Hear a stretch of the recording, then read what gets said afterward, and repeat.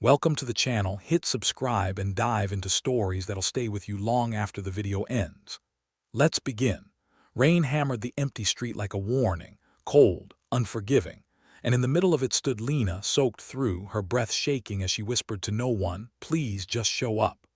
A car had screeched around the corner minutes earlier, swerving too close, its headlights blinding her before it vanished into the storm. She'd stumbled back onto the curb, heart pounding, the echo of tires still vibrating in her bones. Whoever was driving had seen her. She was sure of it, but they didn't stop. Now the world felt too quiet, too expectant, as though the rain itself was holding its breath. She checked her phone again. No messages. Only the last thing he'd sent an hour earlier, "I'm on my way. Don't leave." She hadn't. She couldn't. Water streamed down her hair, clinging to her eyelashes. She pushed it away, trying to calm the shiver in her chest. Why had he insisted on meeting here? Why tonight? Why in the storm? The corner of Brookside and Fifth felt abandoned, swallowed by flickering street lamps and the sour scent of wet asphalt. A passing bus hissed through a puddle, splashing her legs. She didn't move. Every nerve in her body told her something was coming. A memory tried to surface, his voice yesterday, tight with something he wouldn't name. "Lina, if anything happens, you have to trust me." She'd laughed then, thinking he was being dramatic. Now in the downpour, those words stung like ice. Thunder rumbled low, crawling across the sky. She hugged her arms to her chest and turned in a slow circle, scanning the street. Empty storefronts, locked doors, a street sign rattling in the wind. She felt exposed, like the universe had peeled everything away except her fear. Then a figure appeared through the wall of rain, just a silhouette at first, walking with purpose, holding something above his head. Her pulse leaped. She stepped forward. "Evan?" The figure kept moving, steady, controlled. The closer he came, the more details formed: the sharp outline of an umbrella tilted against the wind, the familiar slope of shoulders she'd leaned against countless times. But something about his pace, his posture, felt different.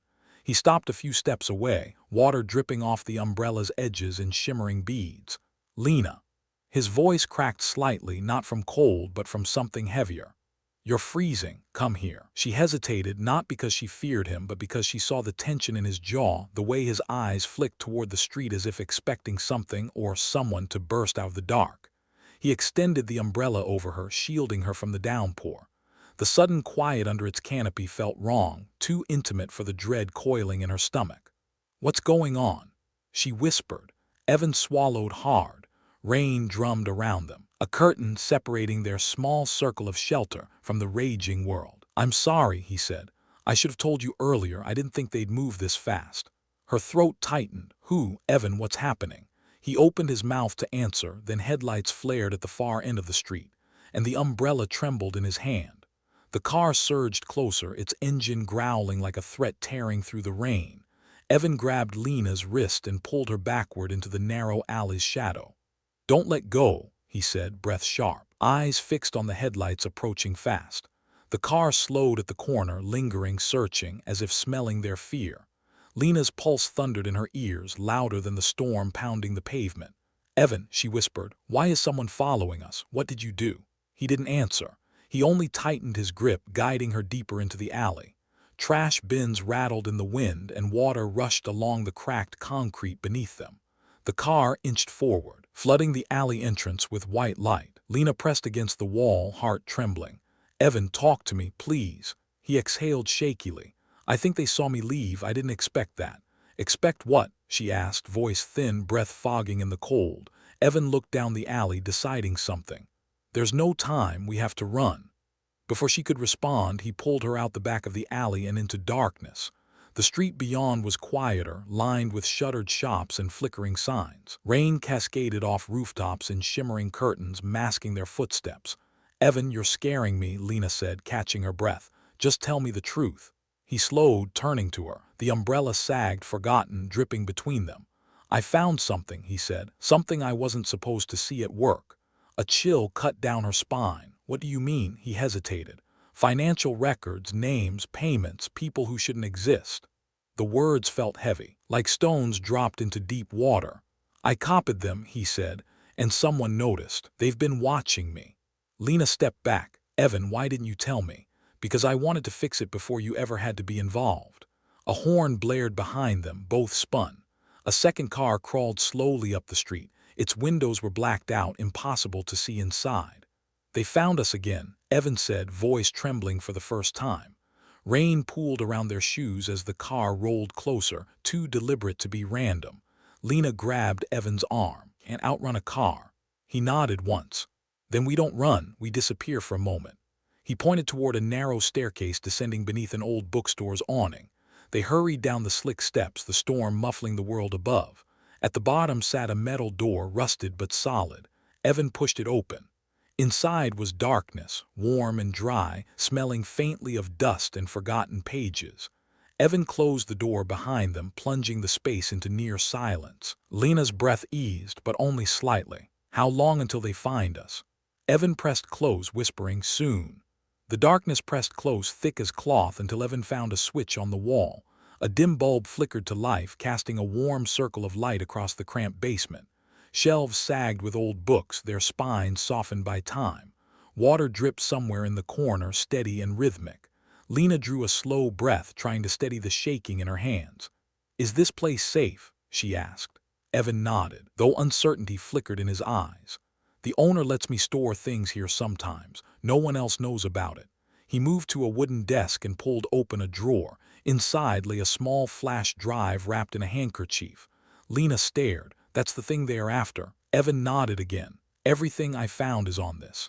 She stepped closer, studying his face in the dim glow. "How bad is it, Evan?" He swallowed hard. "Bad enough that people disappear for knowing less." Lina felt the floor tilt under her. "You should have told me sooner." "I know," he whispered. "I thought I could handle it alone." A sudden thud echoed from above. Both froze. Another sound followed, slow footsteps crossing the old boards of the bookstore above them. Lina's breath hitched. "Are they here?" Evan's jaw tensed. Maybe someone just came in for shelter. But he didn't sound convinced. The footsteps paused right above them, then moved again closer to the top of the basement stairs. Lina's pulse hammered in her ears. "Evan." He grabbed her hand silently and pulled her deeper into the room. Behind a tall shelf was another door, half hidden by dusty boxes. "What is that?" she whispered. "A service tunnel," he said. "Runs under the block, old construction. Barely anyone knows it exists." He pushed the door open, revealing a narrow stone passage lit only by a faint amber glow from ancient bulbs strung along the ceiling. The air smelled of earth and rust. "We're not staying here," Lina asked, voice trembling. Evan shook his head.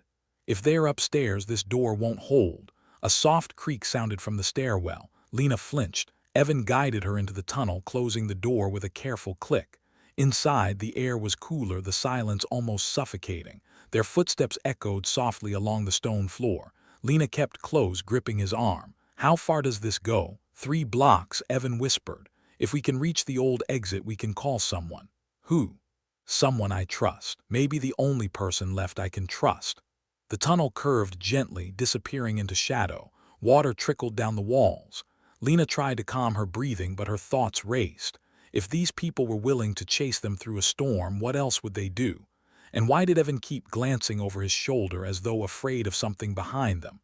A sudden clang echoed in the distance. Metal hitting stone. Evan stopped abruptly, holding his breath. Lina's fingers tightened around his sleeve. "What was that?" He listened, eyes narrowing. Then he whispered, "We're not alone down here." Another clang, closer, and the faint silhouette of someone stepped into the glow at the far end of the tunnel. The silhouette stood motionless, a dark shape against the weak amber lights. Water dripped from somewhere overhead, each drop echoing like a countdown. Lina felt her breath snag in her throat. Evan stepped in front of her, shielding her with his body. "Who's there?" he called, voice steady but strained. The figure didn't answer. It took one slow step forward, then another. The tunnel's lights flickered, throwing shadows that twisted across the walls. Lina dug her fingers into Evan's arm. "We need to go." He nodded, inching backward with her.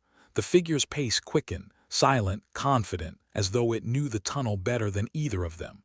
Evan pulled Lina into a side branch of the tunnel, a narrow corridor carved long ago. The air grew colder and the stones felt damp beneath their fingertips as they pressed along the wall. Behind them, footsteps followed, not hurried, measured, like the calm walk of someone who had already decided how this would end. "Evan," Lina whispered, "is it one of them?" He shook his head. I don't know, they shouldn't know about this tunnel. But someone does.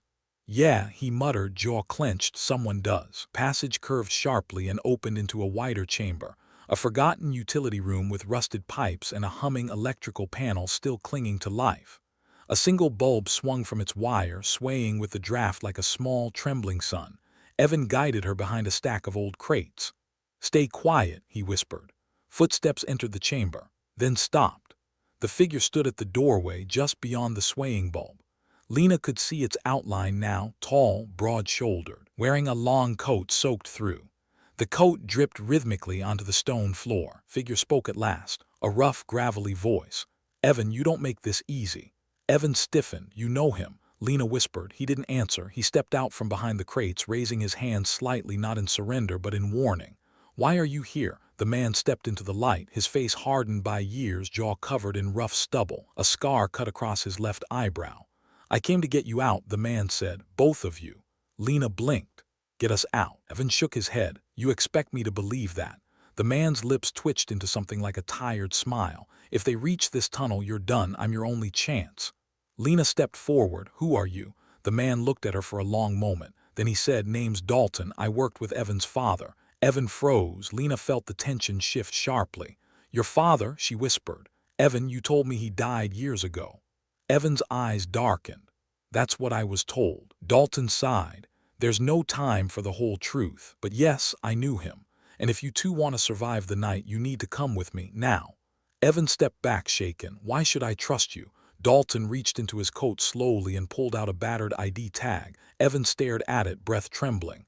That belonged to my father, he whispered. Dalton nodded once. He gave it to me the night he vanished. Told me to protect you when the time came. Lina's grip tightened around Evan's hand. Meanwhile, down the tunnel, faint voices echoed, multiple, urgent, approaching fast. Dalton turned toward the darkness. They've found the entrance. We're out of time. Dalton moved first, sweeping his arm toward a narrow passage branching off the chamber. This way, he said, voice low but firm. It's the only route they won't expect. Move. Evan hesitated only a second before pulling Lina with him. Dalton followed close behind, his footsteps steady against the rising echoes of pursuit. Shouts rippled down the main tunnel, sharp, urgent, too close. Lina felt the sound in her spine like a cold blade. The passage dropped into a sloping ramp, the stone floor slick beneath their shoes. Rusty pipes clung to the ceiling, rattling with each vibration. Evan kept glancing back at her, making sure she stayed upright. I'm okay, she whispered, though her lungs felt tight. They reached the bottom of the ramp where the tunnel split again. Dalton pointed left. That leads to the old filtration chamber. There's a hatch to the outside. Are you sure it still works? Evan asked. Dalton gave a humorless huff. It worked 10 years ago. Pray the city hasn't fixed anything since. They hurried on. The air thickened with the scent of wet concrete and old machinery. Ahead, a faint rumble vibrated through the walls, deep, rhythmic, like the heartbeat of a forgotten giant. Lina slowed. What is that? Dalton answered without turning. The filtration bay. It's still active. Be careful where you step. They rounded a final corner and emerged into a cavernous chamber. Massive tanks lined the walls, connected by metal catwalks. Water churned in a huge basin below, swirling in dark circles like a bottomless pit. Mist hung in the air, cool and metallic. Evan scanned the space. Where's the hatch? Dalton pointed to a ladder climbing up the wall toward a rusted steel panel near the ceiling. That's our exit. A shout echoed behind them, closer than before. Lina turned, heart thundering. Silhouettes moved in the doorway, flashlights slicing through the mist. Dalton grabbed her shoulder. Go, now. Evan reached the ladder first, gesturing for Lina to climb. She gripped the rungs, hands trembling, and began to ascend. Evan climbed behind her, his presence a protective force at her back. Dalton remained on the floor, facing the approaching figures. Halfway up, Lina risked a glance down. Dalton stood his ground, one hand inside his coat. The men stepped into the chamber, dark uniforms, faces hidden beneath caps. One barked, Dalton, step aside. Dalton's reply was calm. Not tonight. The men advanced. Lina reached the hatch. She pushed it, jammed. Evan, she cried, shoving harder. It's stuck. Evan climbed beside her and braced his shoulder against the panel, his voice strained. On 3, 1, 2 now, they shoved. The corroded seal snapped with a metallic groan. Cold night air rushed in, carrying the scent of rain-soaked earth. Below them, a sharp crack echoed a gunshot. Lina gasped, gripping the hatch frame. Dalton staggered but didn't fall. He fired back, driving the men behind a tank. "Go," he roared. "I'll catch up." Evan pushed Lina through the opening and followed her into the night. Rain hit their faces instantly, cold and relentless. They stumbled onto a hillside behind the industrial district, hidden by thick brush. Another shot rang out below, then silence. Lina turned, trembling. "Evan, did he?" Evan stared at the darkened hatch, jaw tight. "He saved us. That's all I know." They stood in the rain, breathing, alive, shaken, until distant sirens wailed across the city. Evan finally exhaled. "We're not running anymore. Tomorrow we tell the world everything." Lina took his hand. The storm eased, softening into a steady, gentle rain. And for the first time that night, she felt hope break through the dark. Thanks for watching. Subscribe and visit the channel for more real-life stories.